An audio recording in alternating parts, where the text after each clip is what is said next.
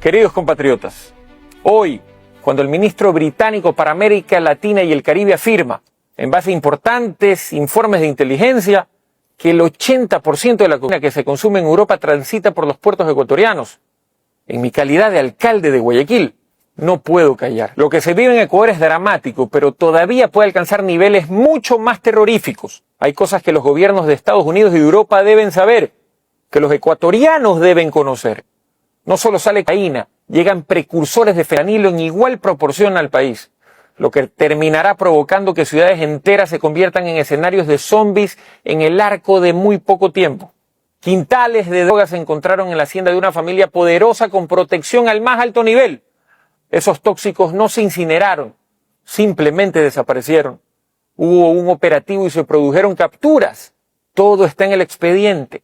Todos los presos fueron liberados y aún cuando la policía le pidió a un registrador de la propiedad que certifique quiénes son los propietarios del inmueble, la única respuesta fue el irrespeto a los investigadores.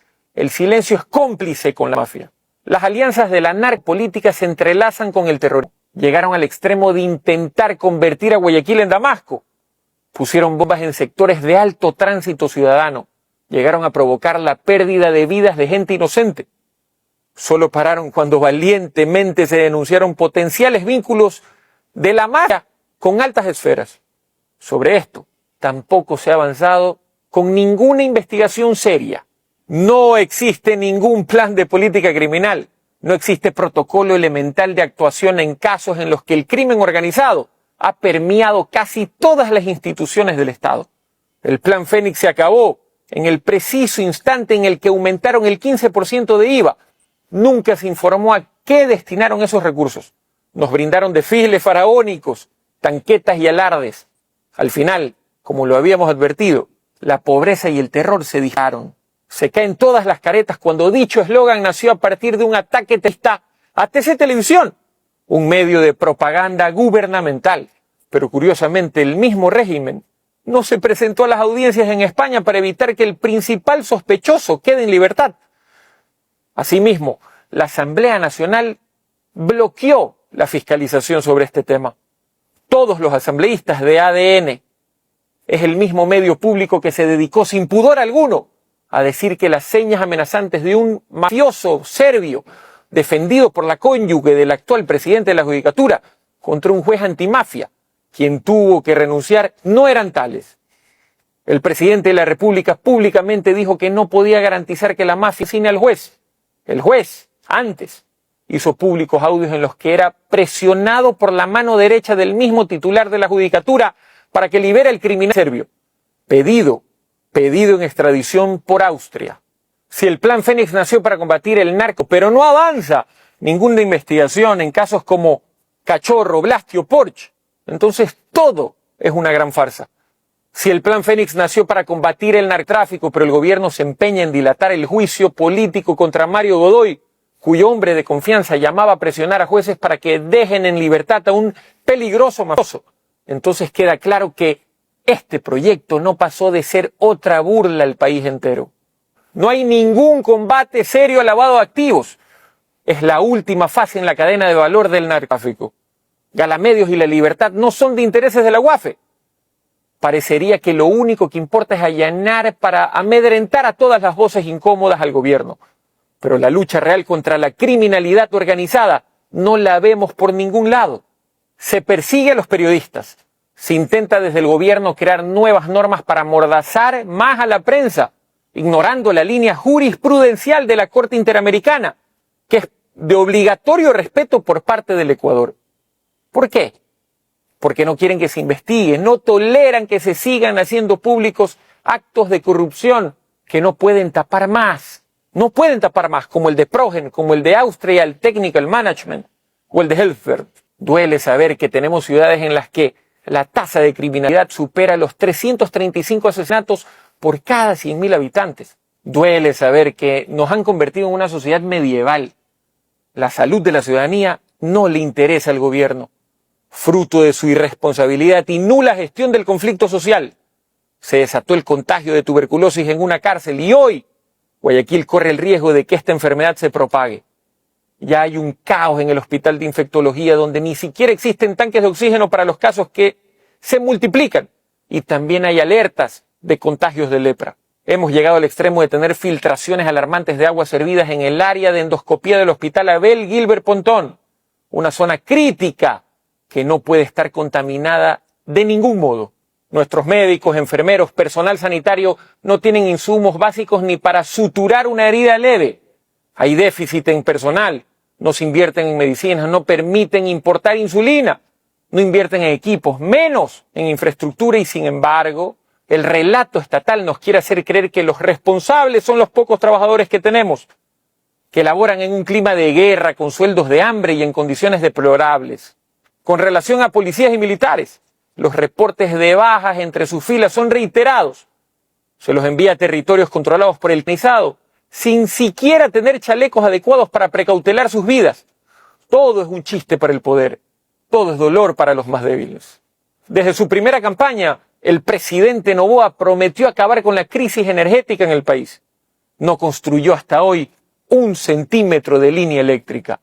No hay inversión en el parque termoeléctrico nacional. Lo que sí tenemos son saqueos monumentales de fondos públicos sin ningún funcionario preso por actos que constituyen robarle al país entero. ¿Quiénes pagan las consecuencias de esto?